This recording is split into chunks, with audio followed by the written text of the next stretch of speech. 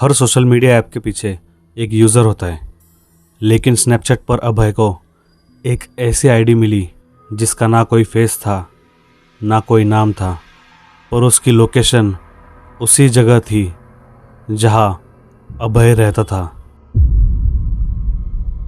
ये कहानी एक ऐसे स्नैप से शुरू हुई जो कभी भेजा नहीं गया, पर फिर भी सामने वाले को रिसीव हुआ। आपको ये कहानी सुनकर यकीन हो जाएगा कि डर ऑनलाइन भी हो सकता है। शुरू करते हैं आज की कहानी।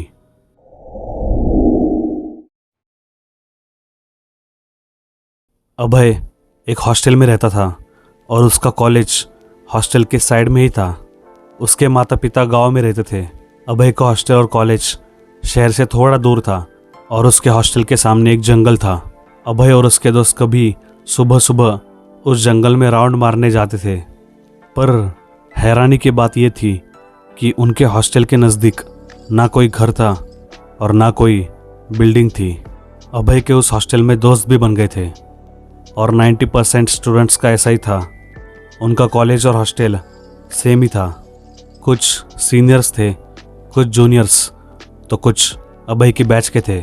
और उसके कॉलेज के फ्रेंड्स ने ही एक स्नैपचैट ग्रुप बनाया था और उन्होंने अभय को भी स्नैपचैट इंस्टॉल करने के लिए कहा।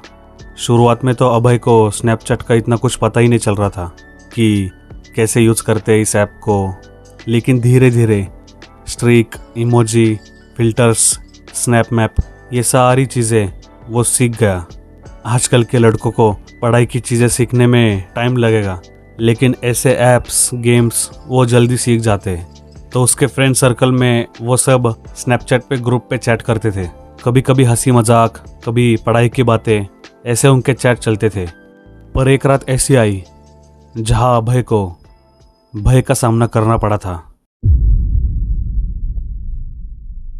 जब वो उसके रूम में लेट नाइट तक असाइनमेंट्स कर रहा था, तब उसके फ़ोन पर एक स्नैप आया।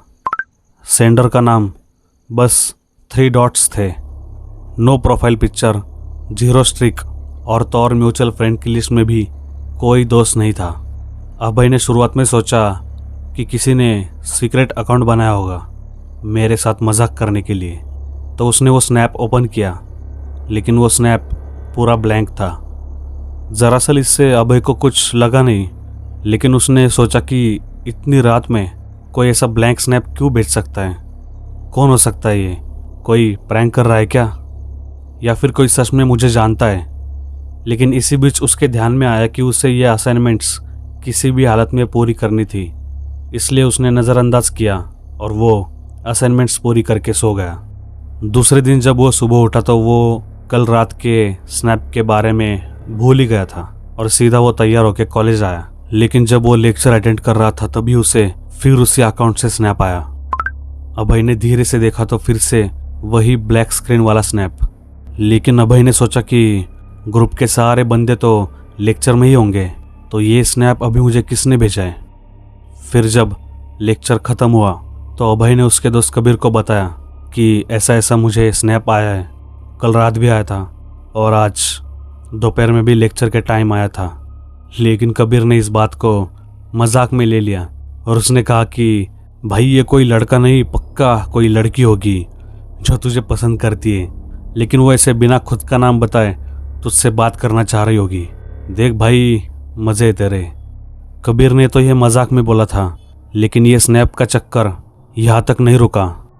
अभय को कभी भी स्नैप आने लगे, कभी सुबह 4 बजे तो कभी लेक्चर के बीच, कभी जब वो वॉशरूम में होता था तब।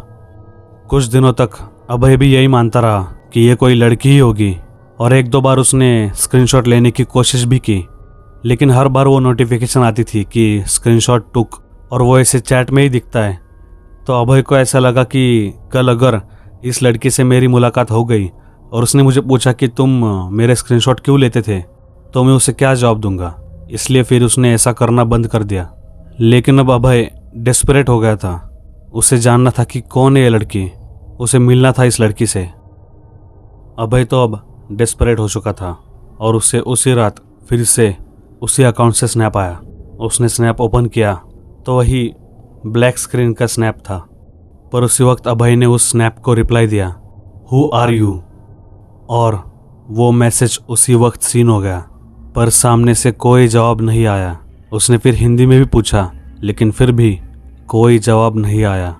अभय ने सोचा कि अभी तो मैं सो जाता हूँ, कल सुबह मैं कबीर से पूछूंगा कि क्या करना है इस अकाउंट का, वो मुझे कुछ हेल्प करेगा। तो इतना सोचकर अभय सो गया। सुबह उठने के कुछ ही मिनटों बाद अभय कबीर के पास चला गया और उसे बताया। अभय की बात सुनने के बाद कबीर तो चौंक गया और वो हंसने भी लगा। अबे भाई, मुझे लगा उसी दिन तेरी चैटिंग शुरू हुई होगी उस लड़की से। 4-5 दिन हो गए भाई, अभी तक तुझे पता भी नहीं कि वो कौन है, क्या करती है। कमाल है यार। लेकिन फिर कबीर ने कहा कि जब तक सामने से कोई रिप्लाई नहीं आता तब तक तू मैसेज मत कर। उसी दिन रात में हॉस्टल की लॉबी में सब बैठे हुए थे। सब लोग क्रिकेट मैच देख रहे थे। इंडिया पाकिस्तान का मैच चल रहा था, लेकिन अभय को इतना इंटरेस्ट नहीं था क्रिकेट में। ऊपर से इंडिया पाकिस्तान को 1 साइड हरा रही थी एज ऑलवेज। बोर होकर अभय ने स्नैपचैट खोला जस्ट चेक करने के लिए। फिर उसने स्नैप मैप भी खोल दिया। अभय ये देखना चाहता था कि कौन कौन कहाँ है, पर उसने जब एक लोकेशन देखा तो उसके होश उड़ गए। उसी यूज़र अकाउंट का आइकन मैप पर दिख रहा था और लोकेशन उनके हॉस्टल का दिखा रहा था। ये देख के अभय डर गया। वो लड़की हॉस्टल में क्या कर रही है? लेकिन फिर उसने सोचा कि यह स्नैपचैट का ग्लिच हो सकता है, इसलिए उसने उसका फ़ोन रिस्टार्ट किया और फिर से स्नैपचैट में मैप सेक्शन में जाके देखा। लेकिन अभी भी उसे उनके हॉस्टल में उस अकाउंट का लोकेशन दिख रहा था। अभय को समझ नहीं आया कि अब क्या करें, किसको बताएं। उसने हिम्मत करके हॉस्टल की खिड़की से बाहर मेन गेट पर देखा, लेकिन उसे वहाँ कोई दिखाई नहीं दिया। अभय डरा हुआ तो था, लेकिन कंफ्यूज भी था। लेकिन वहाँ लॉबी में उसके बहुत सारे दोस्त थे, इसलिए उनका मजाक चल रहा था, तो उन्होंने अभय को भी बुलाया और फिर उसका ध्यान वहाँ से भटक गया। और रात के 1 बजे उसके 2-3 दोस्तों ने बोला कि चलो टेरेस पे जाते, ज़रा हवा लेंगे, और वो अभय को भी साथ लेके चले गए। टेरेस पे जाने के बाद उसे एक और स्नैप आया। अभय ने वो स्नैप ओपन किया, लेकिन फिर से ब्लैंक स्नैप था। और जब वो स्नैप मैप में गया तब भी उस आईडी का लोकेशन उनके हॉस्टल में ही दिख रहा था। उसने जब ये बात कबीर को बताई तो कबीर ने कहा कि कोई नहीं आया अपने हॉस्टल में, मेरे को तो ये ग्लिच लग रहा है।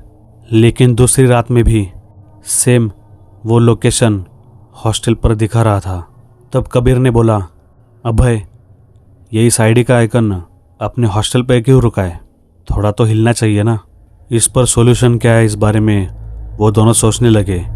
तभी कबीर ने कहा कि मेरे दिमाग में एक आइडिया आया है, तू अभी अपने मेन गेट से बाहर जा, चलते चलते उस जंगल के नज़दीक जाने का ट्राई कर, तब पता चलेगा कि ये ग्लिच है या कोई सच में लोकेशन है किसी का। अभय डरा हुआ था, लेकिन उसने कबीर की बात मान ली और वो धीरे धीरे गेट से बाहर जाने लगा। अभय ने फ़ोन का लोकेशन ऑन किया था और स्नैप मैप देखते देखते वो जंगल की दिशा में जाने लगा। लेकिन जब जंगल के एरिया में वो पहुंच गया था तब उसने देखा कि उस आईडी का लोकेशन अब वहीं पर था जहां अभय खड़ा था, उसी जंगल में। अभय ने दाएं बाएं देखा, लेकिन दोनों दिशाओं में कोई नहीं था। फिर भी उस आईडी का लोकेशन अभय की जगह पर दिखा रहा था। अभय भागता भागता हॉस्टल के अंदर गया और कबीर को बता दिया उस लोकेशन के बारे में। लेकिन कबीर के पास इस बात का कोई जवाब नहीं था। पर इस बार अभय ने फिर से स्नैप मैप खोला तो उसमें उस आईडी का लोकेशन था ही नहीं। मैप पर हॉस्टल की रेंज में बस उनके दोस्तों को छोड़कर और किसी का लोकेशन नहीं था। फिर उन दोनों के मन में ये सवाल आया कि अब तक तो लोकेशन दिखा रहा था, लेकिन अचानक गायब कैसे हो गया। उन दोनों को ये लगा कि या तो ये स्नैपचैट का ग्लिच है या फिर अभय को कोई स्टॉक कर रहा है, कोई उस पर चोरी छिपे नज़र रख रहा है। अभय ने तुरंत लोकेशन शेयरिंग ऑफ कर दिया ताकि उसका लोकेशन सामने वाले को पता न चले। तभी उसे उसी वक्त स्नैप आया। अभय ने हिम्मत करके उस स्नैप पर टच किया और स्नैप ओपन किया तो उसमें इस बार एक लाइन लिखी थी, टर्न ऑन योर लोकेशन, मतलब लोकेशन ऑन करो। ये पढ़कर अभय और कबीर दोनों डर गए। कबीर ने अभय से कहा, पहले ब्लॉक करिए आईडी। सुबह उठकर कबीर अभय को लेकर पुलिस स्टेशन गया और उनको सब कुछ बताया। फिर पुलिस ने अभय का फ़ोन चेक करने के लिए टेक्निकल टीम को भेज दिया और थोड़ी देर बाद उन्होंने अभय को बताया कि किसी ने तुम्हारी आईडी क्लोन करके डिटेक्ट की थी। उसी के बाद तुम्हारे साथ ये सब हुआ। और तो और सामने वाले ने वीपीएन का इस्तेमाल किया था ये सब कुछ करने के लिए, इसीलिए हम उसका लोकेशन ट्रैक नहीं कर सकते। पर आगे से तुम अपने स्नैप मैप का लोकेशन कभी पब्लिक मत करो, उसी वजह से ये सब हुआ है। इसके बाद उस पुलिस स्टेशन से वो दोनों घर आए और अब वो आईडी रिपोर्ट और ब्लॉक हो गई थी। लेकिन थोड़ी देर बाद ही जब वो हॉस्टल पहुंचे तो अभय को एक नोटिफिकेशन आई। उसने देखा कि उसे एक नए आईडी से रिक्वेस्ट आई थी और उस आईडी का डिस्प्ले नेम पढ़ के अभय के मानो होश उड़ गए। डिस्प्ले नेम कुछ ऐसा था कि add me and don't even dare to go to the police, मतलब मुझे ऐड करो और पुलिस के पास जाने की हिम्मत मत करना। अभय ने उस आईडी को भी ब्लॉक किया और ऐसा एक हफ्ता चलता रहा, लेकिन उसके बाद उससे रिक्वेस्ट आना बंद हो गए।